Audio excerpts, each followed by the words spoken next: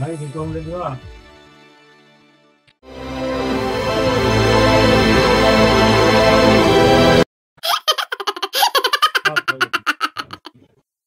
ଭିକ ଦଉଛ ଆଜ୍ଞା 15 ସେକେଣ୍ଡରେ ଆଜ୍ଞା 10 ଟଙ୍କା 4 ଜଣ ଲୋକଙ୍କୁ ସେ ଗୋଟେ ମିନିଟରେ 40 ଟଙ୍କା ପାଇଲା ପୁଣି ଘଣ୍ଟାକୁ ସିଏ ଆଜ୍ଞା 60 ମିନିଟ୍ ହେଲା 60 ମିନିଟ୍ ସିଏ ଆଜ୍ଞା 2400 ଟଙ୍କା ଇନକମ୍ କଲା। ମୋ ସାଙ୍ଗ କହୁଛି ଏ ତୁ ଦବାର ଅଛି ଦେ ନହେଲେ ମୁଁ ଦଉଛି। ଆଜ୍ଞା ଲୋକ ହାଟାକଟା ଅଛନ୍ତି ମଜବୁତ ଅଛନ୍ତି ସେମାନଙ୍କୁ ଆଜ୍ଞା କାମ କରିବାକୁ କୁହନ୍ତୁ ଆଜ୍ଞା କାମ କରିକି 2 ପଇସା ରୋଜଗାର କରନ୍ତୁ। ଆଜ୍ଞା ରାସ୍ତା କଡ଼ ଗଳି କନ୍ଦି ସବୁଠି ଆଜ୍ଞା ଭିକ ମାଗିଲେ ଏ ଭିକାରୀ ମାନଙ୍କୁ ଟିକେ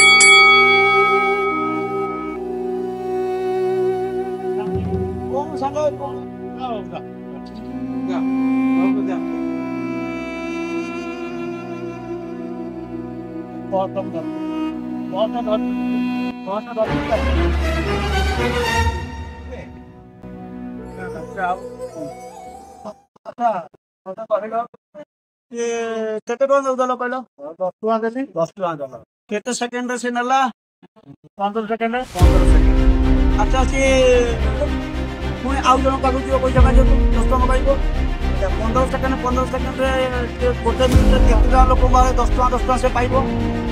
40 ଟଙ୍କା ଗୋଟେ ମିନିଟରେ 40 ଟଙ୍କା ପାଇଲା। ଆଚ୍ଛା ଆମର ଘଣ୍ଟାକୁ କେତେ ମିନିଟ୍ କହିଲ ଦେଖିଆ 60 ମିନିଟ୍ 60 ମିନିଟ୍ରେ ସେ କେତେ ଚାଳିଶ ପାଇଲା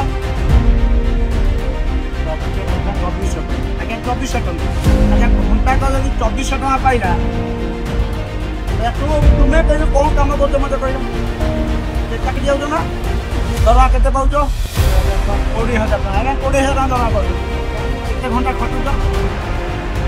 8ରୁ 10 ଘଣ୍ଟା ସେ ଘଣ୍ଟାକୁ 2400 ଟଙ୍କା ପାଇଲା ତମେ 8-10 ଘଣ୍ଟା ମାସ ଯାକ ଖଟିବ 20,000 ପାଇବ କରିବ ସିଏ ନା ତମେ କହିବ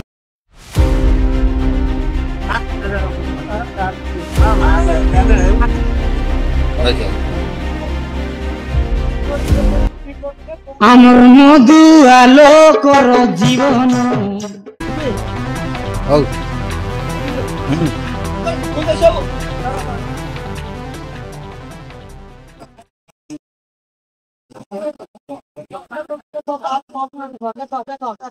আমার মধু আলোকর জীবন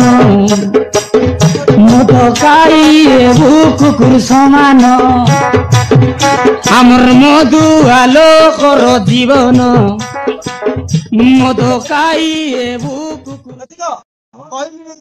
ଲୋକ କାମ ଦିଅ ଆଜ୍ଞା ଭିକ ମାତ୍ରା ଗୋଟେ ବୃତ୍ତି କରିଦେଲେଣି ଲୋକମାନେ